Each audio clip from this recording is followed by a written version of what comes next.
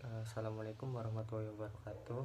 Saya akan memaparkan materi tentang filsafat fenomenologi positivisme dan post positivisme dalam secara konsep dan penerapan. Yang pertama, fenomenologi. Fenomenologi menurut Edmund Husserl adalah manusia memiliki kesadaran tentang sesuatu, mengingat, mengira, memutuskan, memilih untuk mengingat sesuatu. Pada umumnya istilah fenomenologi ini digunakan untuk memaknai berbagai jenis pengalaman antara dasar metodologi. Pada umumnya studi tentang fenomenologi didasarkan atas aspek pengalaman langsung dari kesadaran. Dengan kata lain, studi ini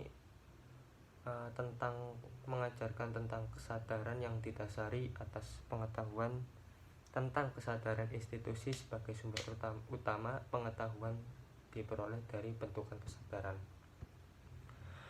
Yang kedua, positivisme. Positivisme merupakan kerangka berpikir yang didasarkan logika dan yang paling penting adalah objeknya dapat diobservasi. Prinsip dari positivisme yang fundamental ini adalah pengalaman terhadap fakta dan verifikasi langsung.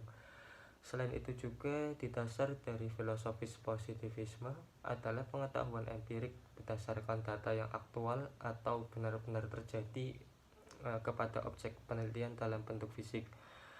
Positivisme dalam ilmu sosial merupakan studi tentang realitas sosial dengan ukuran dan dihubungkan dengan variabel-variabel seperti statistik, model. Positivisme menempatkan metodologi ilmu-ilmu alam, yaitu pengetahuan tentang manusia, tentang kenyataan. Pandangan positivisme tentang ilmu pengetahuan adalah ilmu pengetahuan alam.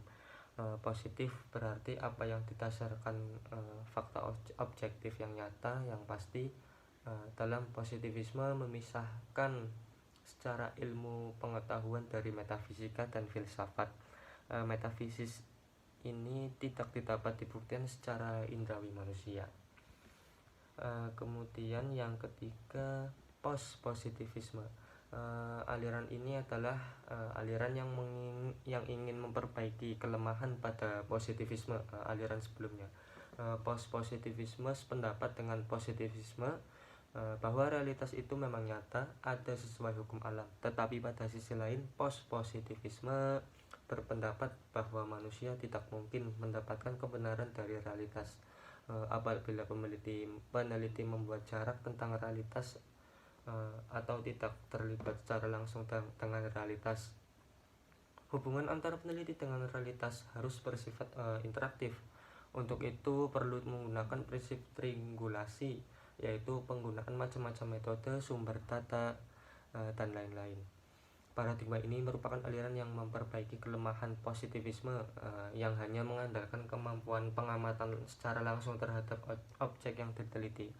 Secara ontologis, aliran ini bersifat kritikal realisme yang memandang bahwa realitas memang ada dalam kenyataan sesuai dengan hukum alam, tetapi satu hal yang mustahil bila suatu realitas dapat dilihat secara benar oleh manusia peneliti. Oleh karena itu, secara metodologis, pendekatan eksperimental melalui observasi tidaklah cukup, tetapi harus menggunakan triangulation, yaitu penggunaan bermacam-macam metode, sumber data, peneliti, dan teori. Sekian penjabaran dari saya. Bila ada tutur kata yang kurang tepat, salah, mohon dimaafkan. Wabillahi taufiq wal hidayah. Wassalamualaikum warahmatullahi wabarakatuh.